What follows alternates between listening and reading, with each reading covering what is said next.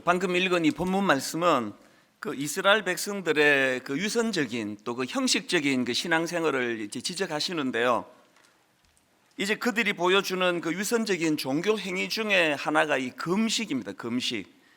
이 금식을 이제 사례로 들어가지고 그들의 유선적인 신앙 태도를 이제 지적을 하고 있습니다. 제일 먼저 오늘 본문의 3절에서 지금 이스라엘 백성들이 금식과 관련해서 하나님께 항변을 하는 내용이 나오는데요.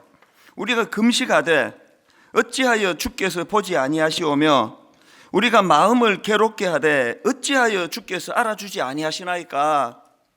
이렇게 열심을 내가지고 지금 금식하며 그렇게 하나님께 매달리고 있는데 왜 하나님은 우리의 열심을 알아주지 않습니까? 그 내용이에요. 그러니까 이런 항변하는 백성들의 항변에 대하여 하나님께서 뭐라고 대답을 하시는가 하니까, 니들이 하는 금식은 한마디로 말해가지고 마음이 당기지 않은 금식이다. 형식적으로 하는 금식이다. 마음이 당기지 않은 금식은 내가 원래 안 받는다 그거. 이런 내용이에요. 사실 이제 금식하면서 이런 태도요. 내 이렇게 열심히 하는데 왜 알아주지 않습니까? 이런 태도 자체가 이게 지금 그들의 금식에 뭐가 문제인지 그게 다 나와 있는 거 아닙니까? 금식이라는 거는 하나님과의 어떤 거래 행위가 아니에요. 내가 이만큼 이렇게 하면 당신은 또 이만큼 또 주셔야 되는 거 아닙니까? 이런 태도부터가 지금 그들이 어떤 태도를 가지고 금식에 임하는지를 다 보여주고 있다고 생각을 합니다. 금식은 또 신앙생활은 그런 어떤 거래 행위가 아니에요. 제가 제일 두려운 게 그거예요. 제가 이제 은퇴하게 되고 또 이후에 이제 제 생활 속에서 늘 이 공로의식이 있을까봐, 내가 분당 의료를 개척해가지고 제가 은퇴할 때까지 제가 수십 년 동안은 얼마나 애를 썼는데 나한테 뭐로 주시느냐고, 당신은 내게 뭐로 주실 거냐고. 이런 생각이 이게 정말 위험한 거 아닙니까? 신앙생활은 거래 행위가 아니에요. 아니요, 신앙뿐만 아니고요, 이 관계, 인격과 인격이 어우러지는 관계에서는 그런 거래 행위가 아닙니다. 나 이만큼 해줬는데 당신 나한테 왜 이것밖에 안 주느냐고. 이런 태도가 얼마나 본인도 불행하게 만들고 상대방도 억장이 무너지게 만드는 이 요인이 그거 아닙니까? 이 오늘 우리가 이렇게 금식기도 다 마치고 하나님 앞에 이게 뭐 하나도 얻은 것도 없고 배만 고프고 뭐하러 이런 거 했냐고, 하나님은 왜 우리의 이 금식을 안 받으시느냐고, 이런 결과가 나온다 그러면 이거 정말 비참한 거 아닙니까? 제가 오늘 이 본문을 묵상을 하면서 정말 우리는 이런 질문을 드리는 것으로 끝나는 금식 집회가 아니고요, 그냥 너무나 충만해서 그냥 말이 잘 나오지 않는, 조금 전에 얼마나 여러분이 뜨겁게 기도를 하시는지 제가 나와가지고 말 건네는 게 제가 어색하더라고요. 그거 안에 다 담겨 있는 거 아니겠습니까? 오늘과 내일 이 금식 수련회의 총 열매는 이 가슴 벅찬, 말이 별로 필요 없는 그런 성령님이 인도해 주시는 풍성한 금식 수련회가 되기를 바랍니다. 그런 의미에서 이 금식에 대해서 분명한 자기 이해가 있어야 되는데요, 우리가 금식하는 것에 대해서 제가 이 금식이 뭘까 그런 생각을 쭉 이제 묵상을 하다가 보니까 정말 좋은 정의 하나를 하나님이 주셨습니다. 여러분, 금식이 뭐냐? 금식은요, 그릇을 마련하는 행위예요. 그릇을 마련하는 행위. 그러니까 이 금식 자체가 최종 어떤 목적이라기보다는 금식은 이 그릇을 마련하는 행위이다. 그러니까 이게 무슨 말씀인가 하면은요, 이 금식은 육신의 욕망을 비우는 행위지 않습니까? 인간이 가장 원초적인 욕망인 이 먹는 것에 대한 욕망을 잠재우는 거잖아요. 그래서 내가 이 육신의 욕망을 비우는 이 금식을 통해서 육신의 욕망을 내어드리는 대신에 그릇을 하나 얻는 게 그게 금식이에요. 이 그릇을 하나 얻는 것도 소중하지만 이게 금식이 왜 중요하냐? 이제 여러분과 제가 할 일이 뭐냐? 오늘 이 금식 수련회를 통해서 하나님께서 또 그릇을 하나씩 다 마련해 주실 거예요. 그래서 이 마련된 그릇에 무엇을 담을 것이냐가 최종적으로 이 금식의 열매가 잘 나타나느냐 잘 안 되느냐가 판가름이 되는 거예요. 예를 들어 볼까요? 누가복음 18장에 보면은 예수님의 비유가 하나 나오는데요. 자, 18장 10절을 보십시오. 두 사람이 기도하러 성전에 올라가니 하나는 바리새인이요 하나는 세리라. 지금 이 두 사람이 이제 하나님 앞에 기도를 하는데 그 기도가 너무 대조적인 거 아닙니까? 먼저 13절을 보십시오.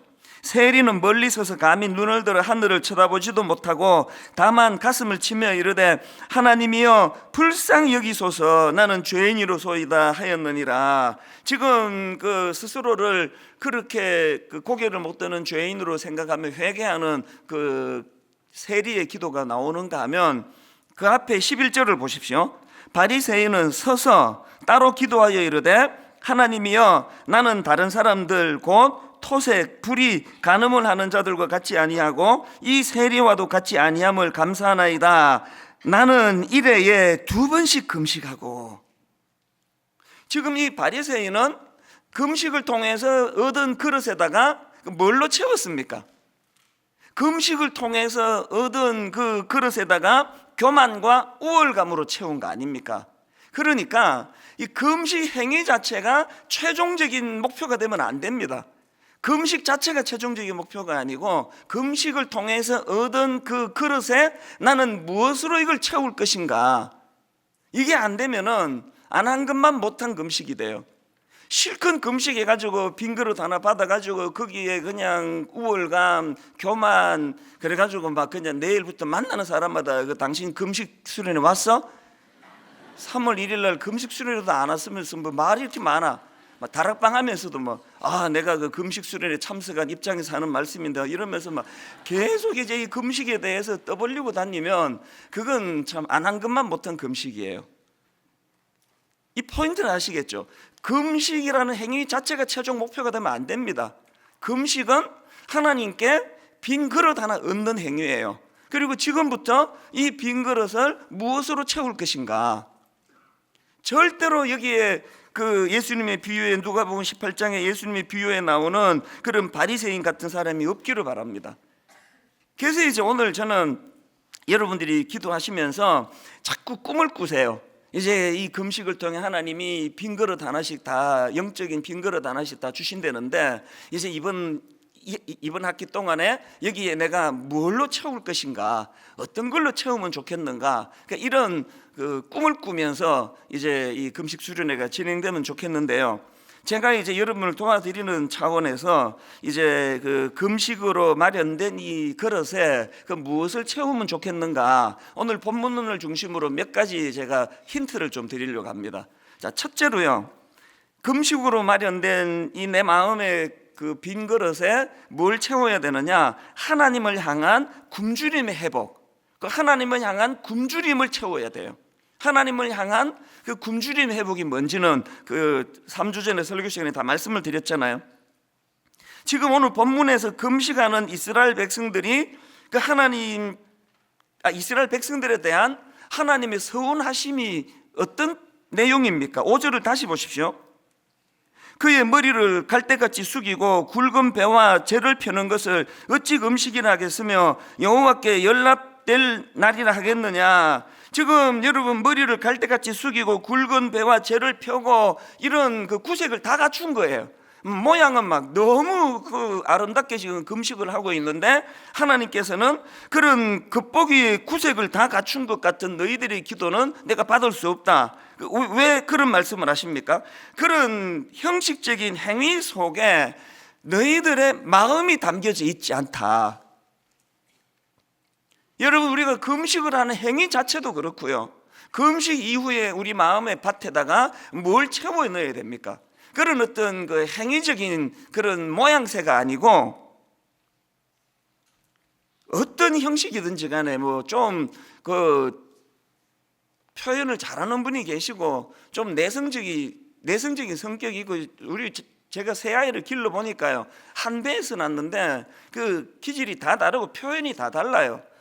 이 표현을 참 어색해하는 그런 또 자녀가 있는가 하면 또 표현을 참 잘하는 자녀가 있습니다. 그래서 표현을 잘해서 고맙지만 표현하지 않는다고 내가 그 아이를 오해하지 않아요. 얘는 성격적으로 내성적이라서 표현을 잘 안 하지만, 그러나 표현 잘하는 그 아이 못지않게 부모를 사랑하는 애구나, 그걸 다 인식하거든요.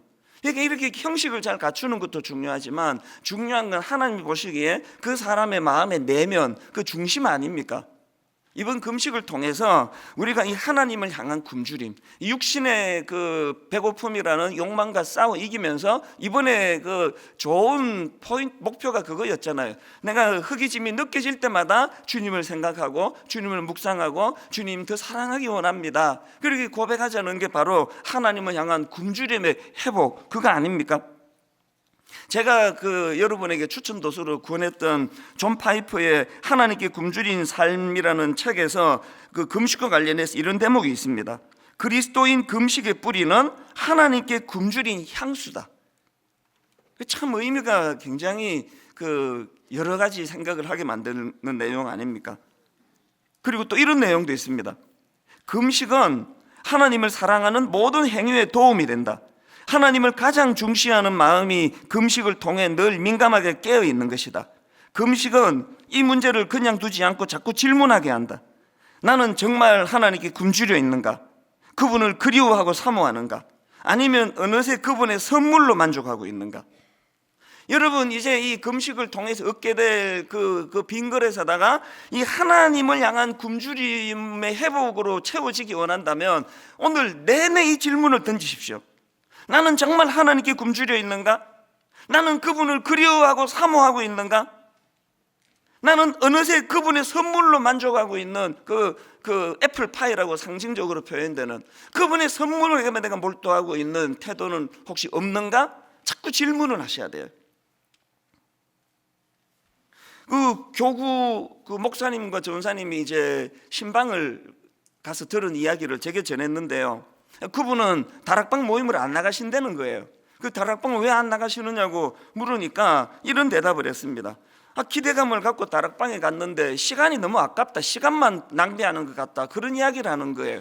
그게 무슨 말씀입니까 했더니 이분은 하나님을 더 알고 싶어서, 영적으로 성장하고 싶어서 다락방에 갔더니 다락방에서 얻을 수 있는 게 없다는 거예요. 왜 그렇습니까? 그랬더니 계속 세상적인 모임에서도 할 수 있는 건강 이야기, 부동산 이야기, 자녀 교육 이야기 이런 것들만 계속 다락방에서 나누어 가지고 시간이 너무 아까워 가지고 난 다락방을 안 나간다고, 그런 이야기를 하더라는 거예요. 그래서 이 신방간 목사님이 그 모든 다락방이 다 그런 거 아니라고 그렇게 오해를 풀어줬다 그러더라고요. 여기 순장님이 계시면은, 그리고 우리 그 순원들이 여기 계시다면 여러분이 마음을 모아가지고 이번 다락방을 바꾸어야 되는 게 이거예요. 세상 모임에 가도 동창회 가도 반창회 가도 늘 나오는 그런 주제 말고 하나님에 대한 관심, 하나님에 대한 기대감, 하나님으로 굶주린 사람들이 모인 사람들이 당연히 나오는 그런 것들로 충만한 다락방이 돼야 되는 거 아닙니까? 왜 제가 2주간의 금식을 선포하고 그 마지막 단계로 오늘 다락방 개강을 앞두고 다락방 순장 순원들이 모여서 이루는 금식, 그걸 수련회를 가지게 됐냐고요. 오늘 충만하게 여러분이 금식으로 은혜 받으시고 하나님 나누어 주시는 빈 그릇 하나씩 다 받으셔가지고 다락방에 가서 하나님을 향한 굶주림, 하나님에 대한 관심, 하나님을 사랑하는 마음으로 다락방 안에서 이것들을 차곡차곡 그렇게 쌓아가는 그런 다락방 모임 한 학기 내내 이루어지게 되시기를 바랍니다. 그런가 하면 두 번째로 이제 금식으로 마련된 그릇에 담아야 될 게 하나 더 있는데, 그게 뭐냐? 하나님 싫어하시는 악한 행위에 대한 단절을 선포. 하나님 싫어하시는 악한 행위에 대한 단절의 결단, 이걸 담으셔야 돼요. 금식은요, 죄악과의 싸움을 선포하는 행위입니다. 오늘 본문에서 하나님께서 강조하시는 게 뭡니까? 자, 3절 하반절부터 4절을 세 번역으로 보십시오. 너희들이 금식하는 날 너희 자신의 향낭만을 찾고 일꾼들에게는 무리하게 일을 시킨다. 이게 지금 무슨 뜻입니까? 금식하면서 막 모양은 다 갖추고 뭐 형식은 다 갖추고 있는데 바뀐 게 하나도 없다는 거예요. 여전히 쾌락을 추구하고, 그리고 여기 나와 있는 일꾼들에게는 무리하게 일을 시킨다. 이게 무슨 뜻입니까? 자기가 부리는 종들은 여전히 착취하고 억압하고 이런 짓을 계속 한다는 거예요. 이 요지가 뭐예요? 금식하는데 나쁜 행위는 달라진 게 하나도 없다는 거예요. 이걸 내가 어떻게 받겠니? 이런 금식을 내가 어떻게 받겠느냐? 그 말씀을 하시는 거거든요. 5절에서 또 이런 말씀을 하십니다. 이것이 어찌 내가 기뻐하는 금식이었느냐? 그 다음 보세요. 이것이 어찌 사람이 통회하며 괴로워하는 날이 되겠느냐? 하나님이 원하시는 금식이 뭐예요?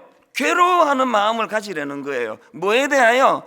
맨날 이 쾌락을 좋아하고 세상 사람과 구별이 되지 않을 정도로 세상 욕망을 추구하는 나를 괴로워하는 날이 금식하는 날이에요. 저 상대방을 한 인격으로 그렇게 대우하기보다는 내가 얻을 거 없는지 착취하는 대상으로, 어떻게 예수 믿는 사람이 이 갑질이라는 이런 용어가 우리에게 있을 수 있겠냐고요. 아무리 뭐 담임 목사 아니라 뭐 담임 목사 할아버지라도, 교육 전도사 20대 후반 아직 젊은 목회자랄지라도 제가 그 우리 부교육자들을 착취의 대상으로 내 목회를 빛내는 도구로 생각하면 이거는 오늘 내가 머리에 죄를 뿌리며 고통해야 돼요. 괴로워해야 돼요. 이런 썩어 빠진 생각을 하고 있는 나를 주님 불쌍히 여겨달라고. 그게 금식이에요. 이건 하나도 고치질 않고 막 계속 막 기도해가지고 막 성령 충만해가지고 막 더 착취하는 법을 배우고, 뭐 이게 뭐 부목사 그 인격이야? 그게 담임 목사를 위해 존재하는 거지? 이런다면 그런 금식은 안 받으신다는 거예요. 그렇기 때문에 금식하면서 마련된 그릇에다가 여러분이 뭘 담아야 됩니까? 하나님 싫어하시는 악한 행위에 대한 단절을 선포하는 거예요. 내가 더 이상 이 악한 짓 하지 않겠다. 세상의 쾌락을 추구하는 이런 악한 짓을 하지 않겠다. 그리고 사람을 착취하고, 사람은 한 인격적으로 다락방에 나가시는데 여러분이 다락방에 나가 있는 사람 한 사람 한 사람을 누가 내게 유익할 건가, 누가 유력한가, 누가 부자인가, 누가 좀 그 성격이 좋아서 나를 즐겁게 줄 것인가, 이 기준으로 다락방 구성원을 저울질 하신 분이 계시면 오늘 그걸 괴로워하면서, 그걸 아파하면서 그렇게 기도해야 된다는 거예요. 어떤 경우로도 하나님의 형상을 닮은 한 인격은 내가 착취할 대상이 아니고, 내가 이용해 먹을 대상이 아니고, 그리스도의 형상을 닮은 한 인격으로 어떤 형편, 내 마음에 좀 들든 들지 않든 그를 내가 하나님의 형상을 닮은 존귀한 자로 그렇게 잘 섬기겠습니다. 그걸 잘 못한 걸 내가 오늘 참 괴로운 마음으로 기도합니다. 이게 금식이라는 겁니다. 앞에서 인용해드렸던 그 존 파이프 목사님 책에 인상적인 소제목 하나가 있는데 이렇습니다. 금식은 본래 죄를 굶기는 것이다. 야, 이 명언이 명언. 금식은 본래 죄를 굶기는 것이다. 그 내용을 한번 들어보십시오. 우리 삶에 해결되지 않은 죄가 있는데 다른 문제로 금식한다면 하나님은 우리에게 오셔서 이렇게 말씀하실 것이다. 내가 기뻐하는 금식은 그 죄를 굶겨 죽이는 것이다. 내 인생에서 지금 해결되지 않은 어떤 죄가 있습니다. 아까 그 오락을 즐긴다고 표현하는 그 세상적인 쾌락, 하나님 보시기에 이거는 아주 악한 건데 이거를 내가 끊지 못하면서도 금식하면서 이번에 사업 잘 되도록 기도해야지. 그러면 하나님께서 뭐라 말씀하신다고요? 네 지금 사업 잘 되도록 위해 기도하는 것보다 급한 게 있는데 이거 끊지 못하는 세상적인 이 죄를 놓고 기도해야 된다. 그 얘기예요. 그래서 금식은 본래 죄를 굶기는 거, 죄를 굶기는 거. 저도 요즘에 금식을 한 끼 혹은 두 끼씩 하면서 계속 주님을 묵상하면서 그 이 죄에 대한 욕구가 다 없어졌어요. 막 원래부터 별로 없기는 한데 이제 목사니까 뭐 원래부터 뭐 제가 뭐 그렇게 뭐 그랬습니까? 사실 뭐 원래부터도 많지도 않은 그 죄에 대한 욕구가 근래 진짜 다 없어졌어요.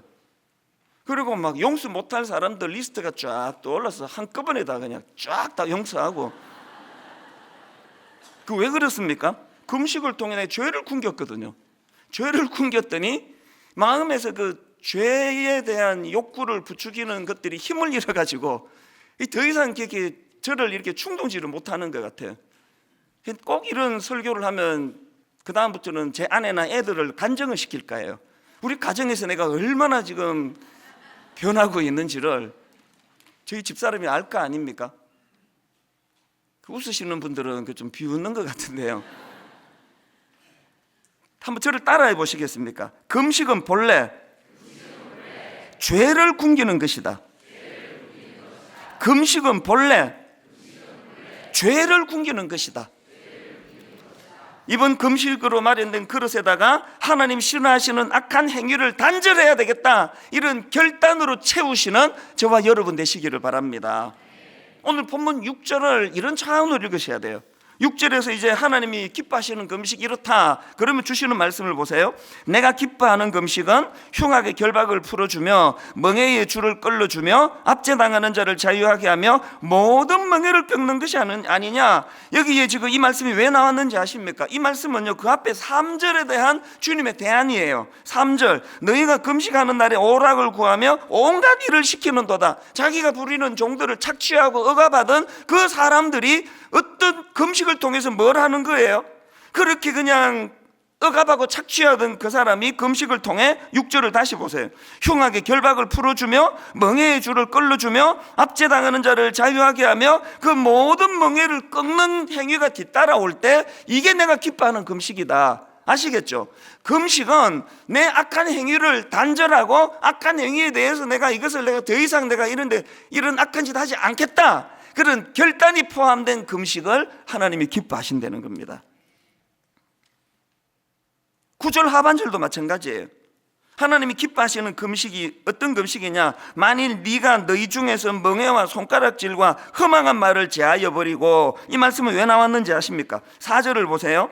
보라, 너희가 금식하면서 논쟁하며 다투고 악한 주먹으로 치는도다. 이런 인격적으로 상대를 대하지 않는 패악한 짓을 하는 그 사람이 금식을 통해서 멍에와 손가락질과 험악한 일을 제하여 버리는 열매가 나타나는 금식, 이런 금식을 내가 기뻐한다. 그러니까 여러분들이 꼭 기억하셔야 될 게, 금식이라는 것은 내 이 악한 행위에 대한 단절을 선포하는 행위예요.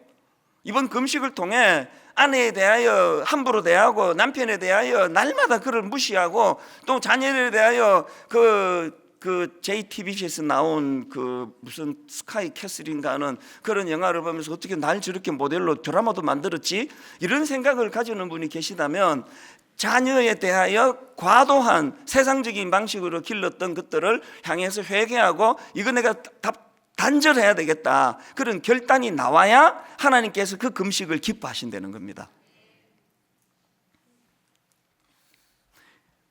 마지막 세 번째로요, 우리가 금식으로 마련된 그 빈 그릇에 담아야 될 게 하나 더 있습니다. 이웃을 향한 긍휼과 사랑의 회복이에요.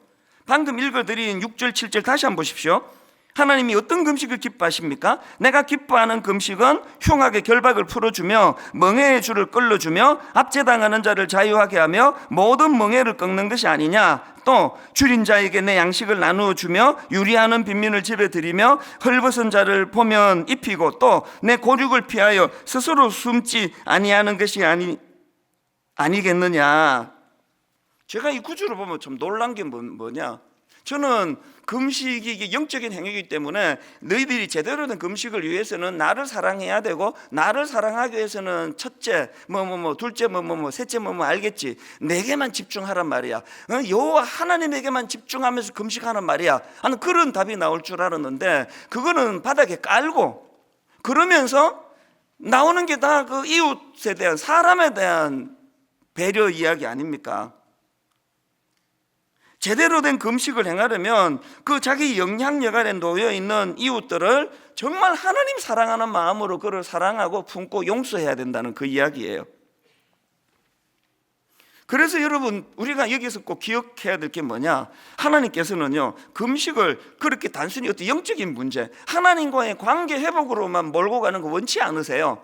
그것으로 시작이 되는데, 하나님을 더 사랑하고 하나님을 집중하여 굶주리는 마음으로 하나님을 열망하는 것이 필요하지만, 그거로 끝나는 게 아니라 그것이 바로 이웃 사랑으로 그렇게 연결이 되도록 하나님이 원하신다는 겁니다.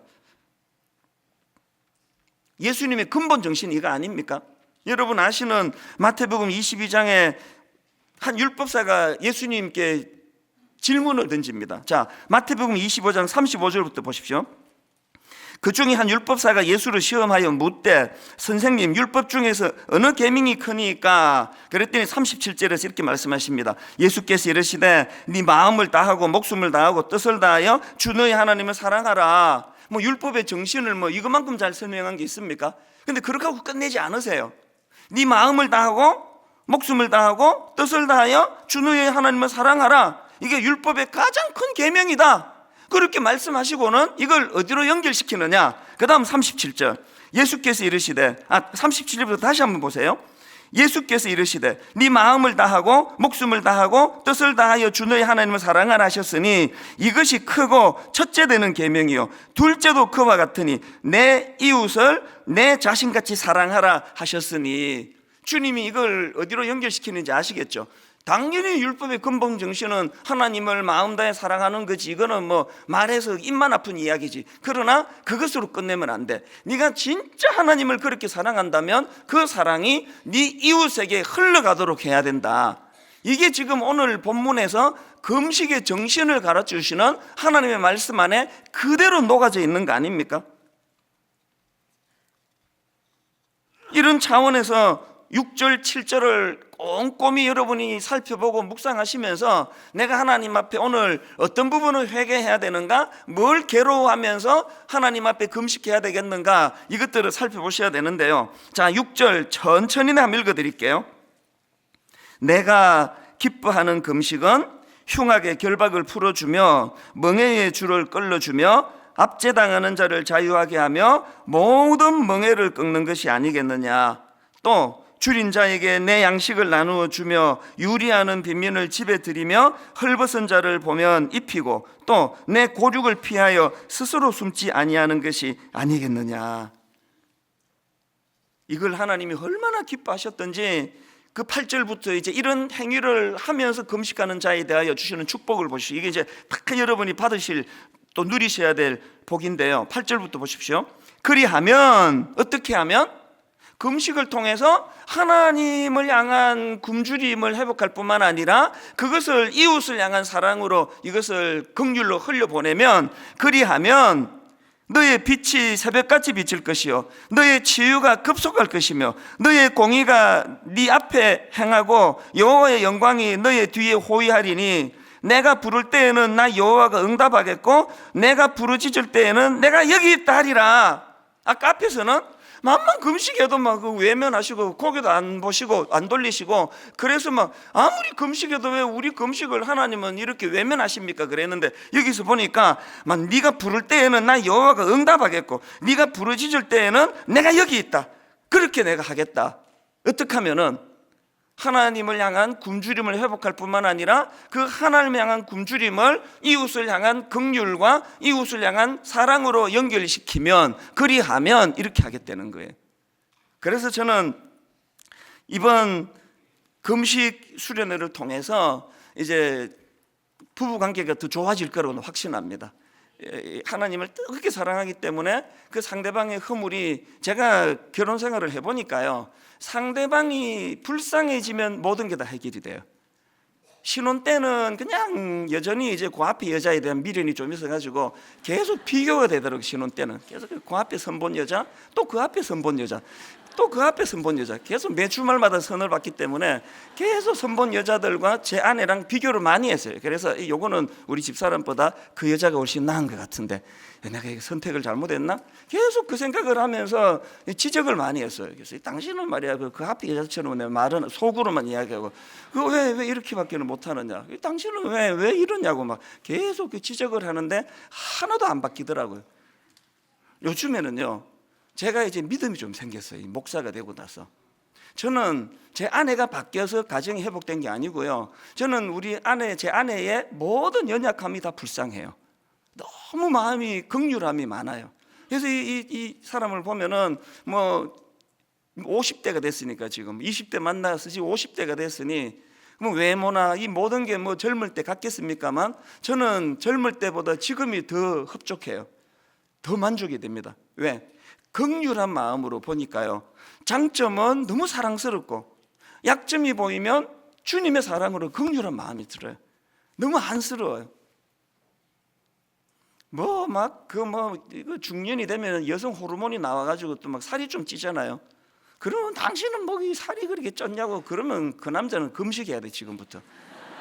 저는 저희 집사람이요, 뭐 신혼 때 홀쭉하던 몸매가 아니라 무슨 얘기를 하고 있지 지금? 지금 집안의 비밀을 내가 살이 찌든 말든 저는 그게 하나도 그걸 더 흉하다 이쁘다 이렇게 생각이 안 되고, 딱 하나 걱정이 되는 거는 이러면 건강에 안 좋을 텐데 그 염려밖에 없습니다. 뭘 제가 말씀드리는 겁니까?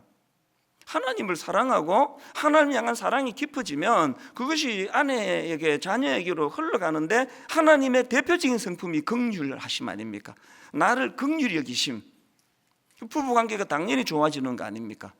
그리고 우리 이번 다락방에서 제가 참 마음이 아픈 게요, 다락방을 개편하면 주로 교역자들이 몸살을 앓는 게 다락방 바꿔달라는 거예요. 내가 보니까 내가 좀 싫어하는 사람이 있다고 좀 다락방 좀 바꿔달라고. 이제 그 이유만 있는 건 아니겠지만 다락방 바꿔달라는 모든 분을 제가 다 뭐라 그러는 건 아니에요. 그러나 이게 꽤 많은 분들이 나 저 다락방 가면은 저 사람 보기 싫다고. 여러분, 이를 악물고 그 다락방을 가셔야 돼요.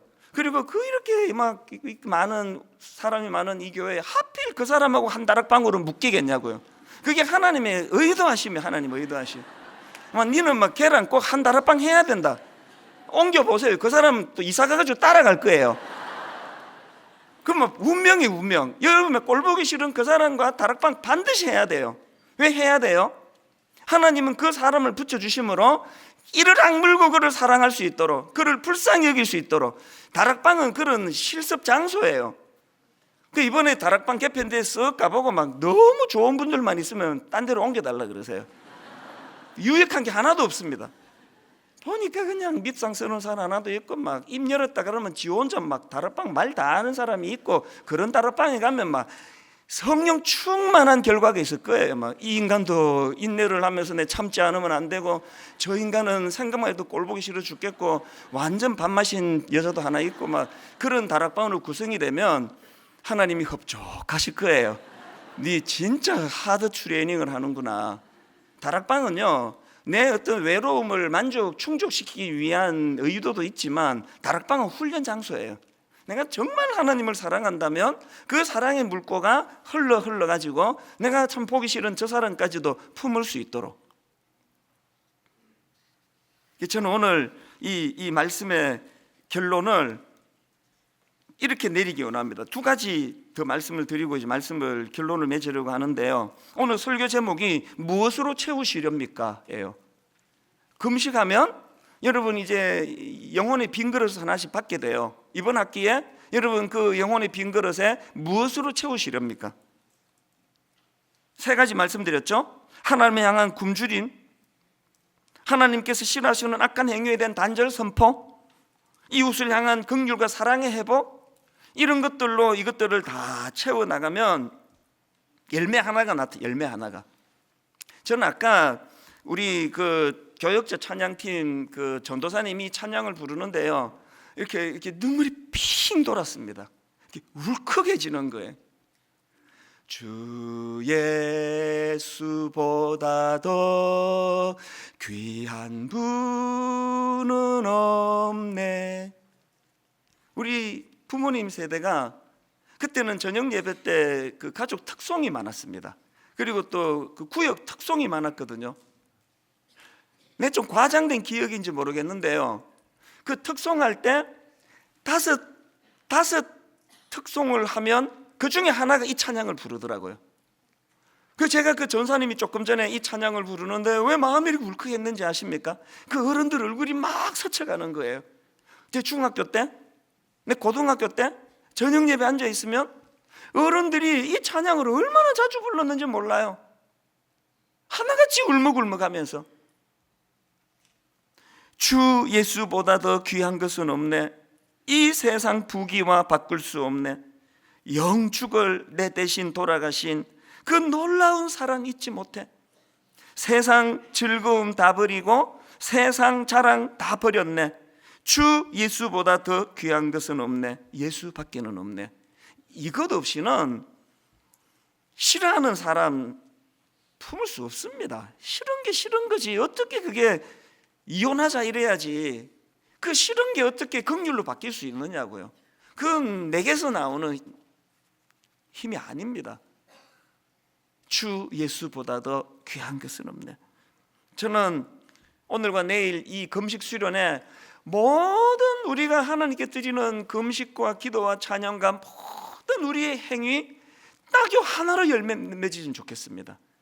주 예수보다 더 귀한 것은 없네. 그런가 하면은 또 하나 더, 요한복음 21장 15절부터 한번 들어보십시오. 그들이 조밥 먹은 후에 예수께서 시몬 베드로에게 이르시되 요한의 아들 시몬아 내가 이 사람들보다 나를 더 사랑하느냐 하시니, 여기 지금 그 영적으로 주님이 요구하시는 게 그거 아닙니까? 네가 이 사람들보다 나를 더 사랑하느냐 하시니 이르되 주님 그러하나이다. 내가 주님을 사랑하는 줄 주님께서 아시나이다. 이르시되 내 양을 먹이라. 영적으로 주님 사랑하는 마음을 지금 뭘로 바꾸기 원하시는지를 좀 느껴보세요. 16절 또 두 번째 이르시되 요한의 아들 시몬아 네가 나를 사랑하느냐 하시니 이르되 주님 그러하나이다. 내가 주님을 사랑하는 줄 주님께서 아시나이다. 이르시되 내 양을 치라. 세 번째 이르시되 요한의 아들 시몬아 네가 나를 사랑하느냐 하시니 주께서 세 번째 네가 나를 사랑하느냐 하심으로 베드로가 근심하여 이르되 주님 모든 것을 아시오매 내가 주님을 사랑하는 줄을 주님께서 아시나이다. 예수께서 이르시되 내 양을 먹이라. 조금 전 찬양할 때 우리 조정한 목사님이 갈릴리 바닷가에서 주님은 시몬에게 물으셨네. 저는 머릿속에서 계속 이걸 이렇게 바꾸어서 맴도는 거예요. 갈릴리 바닷가에서 주님은 찬수에게 물으셨네. 사랑하는 찬수야 넌 날 사랑하느냐. 오 주님 당신만이 아십니다. 이거 말고는 드릴 대답이 없어요. 오 주님 당신만이 아십니다. 이번 금식에 하나님께 드려야 될 딱 한마디가 있다면 이거예요. 내 자신 있게 말씀드리는데 나 주님 사랑합니다 이렇게 말할 자신도 없어요. 왜? 배신했잖아요. 가장 당신을 필요로 하는, 자기를 필요로 하는 그때에 베드로는 냉정하게 주님을 부인하고 배신했잖아요. 이 떳떳하게 말할 자신이 없어요. 그래서 나 주님 사랑합니다 이렇게 말할 자신이 없어서 주님 당신만이 아십니다. 나는 그렇게 말할 자격이 없는데 주님 당신만이 아십니다. 오늘 우리가 하나님 앞에 이 감격이 회복되는 금식 기도회가 됐으면 좋겠고, 이 감격으로 주님이 던지신 이 말씀이요, 내 양을 먹이라, 내 양을 치라, 내 양을 먹이라. 다락방에서 이 긍휼이, 상대방을 향한 이 애틋한 긍휼이 회복되고, 가정에서 부부간에, 부모 자녀간에 주님이 이 질문을 던지시고 또 내 양을 치라라는 이 음성이 들려지는 그런 가정, 그런 다락방, 또 그런 분당 우리 교회 되기를 바랍니다. 아까 우리 불렀던 그 찬양인데요, 주 예수보다 더 귀한 것은 없네. 찬송가 94장이에요 우리 찬양을 다시 한번, 우리 옛날 우리 아버지 어머니들 가사가 있으니까 부르는 게 아니고 진짜 주님을 사랑해서 주 예수보다 더 귀한 것은 없네. 이 세상 부귀와 바꿀 수 없네. 영 죽은 내 대신 돌아가신 그 놀라운 사랑 잊지 못해. 이 사랑의 감격으로 이렇게 화답하는 겁니다. 세상 즐거움 다 버리고 세상 자랑 다 버립니다. 금식을 통해 이 내 욕망을 내가 하나님 앞에 내려놓기를 결단합니다. 그 자리에 주님을 사랑합니다. 우리 찬송가 94장 한번 찬양 같이 부르기 원합니다. 주 예수보다 더 주 예수보다 더 귀한 것은 없네. 이 세상 부귀와 바꿀 수 없네. 세상 부귀와 바꿀 수 없네. 영죽은 내 대신 영죽은 내 대신 돌아가신 돌아가신 그 놀라운 사랑 잊지 못해. 놀라운 사랑 잊지 못해. 세상 즐거움 다 버리고 세상 즐거움 다 버리고 세상 자랑 다 버렸네.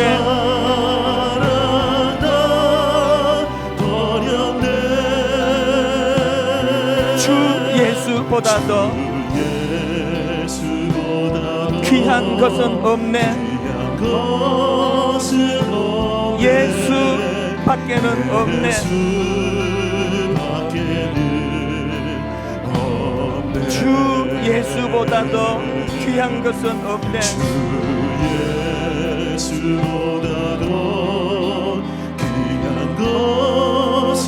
이 세상 명예와 바꿀 수 없네.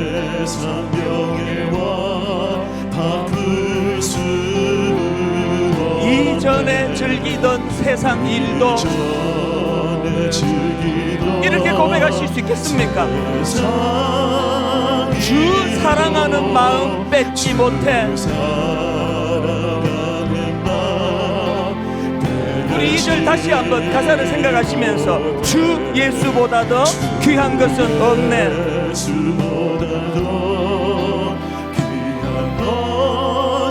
이 세상 명예와 바꿀 수 없네. 여러분 이렇게 고백하시겠습니까? 이전에 즐기던 세상 일도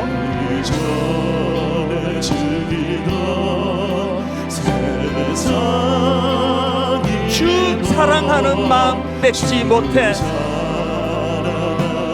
이번 금식을 통하여 하나님을 향한 열망, 세상 즐거움 다 버리고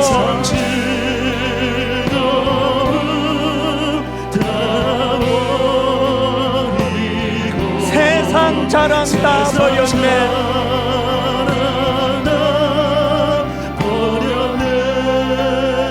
눈물로 고백합니다. 주 예수보다 더 귀한 것은 없네. 예수밖에는 없네. 주님을 사랑하되 세상 즐거움 다 버리고 세상 즐거움 다 버리고 세상 자랑 다 버렸네.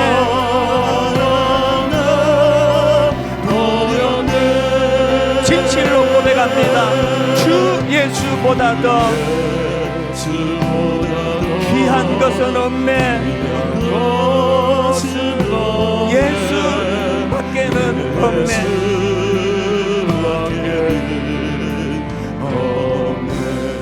여러분 찬양 하나 더 부르기 원하는데요, 이 찬양으로만 끝내지 마시고요, 이 주님을 향한 사랑을 어떻게 해요? 아까 갈릴리 바닷가에서 주님은 시몬에게 물으셨네.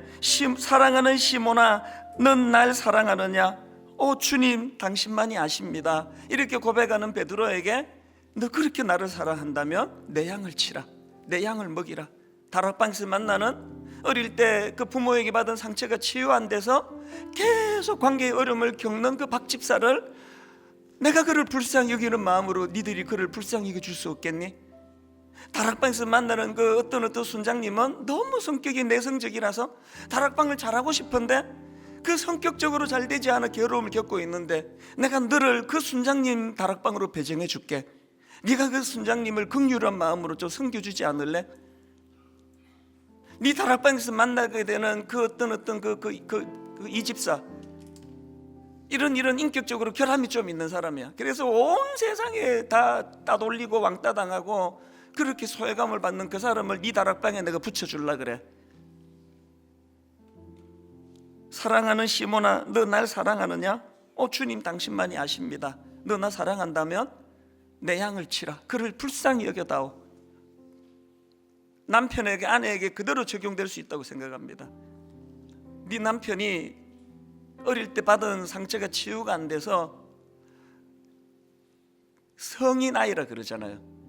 그 치유되지 못한, 그래서 너를 사랑하는데 너무 서툴러 사랑하는데 자꾸 너를 괴롭혀. 그러면 그 행위를 보지 말고 그렇게 할 수밖에 없는 그 쓴뿌리에서 나오는 그 상함을 네가 보듬어 줄 수는 없겠니? 사랑하는 시몬아, 너 날 사랑하느냐? 주님 당신만이 아십니다. 그럼 내 양을 먹이라. 이 주님의 준엄하신 말씀을 기억하시면서 우리 아버지 하나님의 마음을 노래하는 찬양입니다. 우리 33번 찬양이거든요. 아버지 당신의 마음이 있는 곳에 나의 마음이 있기를 원해요. 아버지 당신의 마음이 있는 곳에 나의 마음이 있기를 원해요. 있기를 원해요. 아버지 당신의 눈물이 고인 곳에 아버지 당신의 눈물이 고인 나의 눈물이 고이길 원해요. 눈물이 고이길 원해요. 아버지 당신이 바라보는 영혼에게 아버지 당신이 바라보는 영혼에 나의 두 눈이 향하길 원해요. 눈이 향하길 원해요. 아버지 당신이 울고 있는 어두운 땅에 당신이 울고 있는 어두운 나의 두 발이 향하길 원해요. 하나님 아버지의 긍휼, 나의 마음이 아버지의 마음 알아. 내 모든 뜻 아버지의 뜻이 될 수 있기를. 나의 온 몸이 아버지의 마음 알아. 내 모든 삶 당신의 삶 되기를. 아버지 당신의 마음이 있는 곳에 나의 마음이 있기를 원해요. 여러분, 하나님 아버지의 긍휼을 좀 느껴보세요. 아버지 당신의 눈물이 고인 곳에 나의 눈물이 고이길 원해요. 하나님의 시선으로 아버지 당신이 바라보는 영혼에게 나의 두 눈이 향하길 원해요. 하나님의 시선으로 아버지 당신이 울고 있는 이 어두운 땅에 나의 두 발이 향하길 원해요. 나의 온 몸이 아버지의 마음 알아. 내 모든 뜻 아버지의 뜻이 될 수 있기를. 나의 온 몸이 아버지의 마음 알아. 내 모든 삶 당신의 삶 되기를. 저를 따라 큰 소리로 3번 선포하고 우리 주님 앞에 기도할 텐데요. 아버지, 아무리 노력을 해도 저는 아버지의 긍휼이 잘 생기지 않습니다. 그저 미운 사람은 미운 거지 그가 불쌍해지지 않습니다. 그래서 내가 금식합니다. 그 사람을 내가 용서하고 사랑하고 품기 전에 금식하며 주님을 향한 굶주림, 갈망을 채우기 원합니다. 하나님께서 베드로에게 다짜고짜 네 그 사람 사랑하니? 그 양을 먹이라 그렇게 말씀 안 하세요. 네가 나를 사랑하느냐? 뭘 의미합니까? 주님 사랑하지 않으면 생길 수 없는 것이 연약한 이웃에 대한 사랑이거든요. 저를 따라 큰 소리로 3번 선포하고 우리 주님 여러분 3번 간절하게 사모하며 부르고 오늘 말씀 기억하시면서 금식하며 주님 앞에 기도합니다. 이렇게 선포하십니다. 주여 은혜를 주옵소서. 주여 은혜를 주옵소서. 주여 은혜를 주옵소서. 주여 은혜를 주옵소서. 주여 은혜를 주옵소서. 주여 은혜를 주옵소서. 우리 주님 이름 3번 간절히 부르고 기도합니다. 같이 기도하시겠습니다. 주여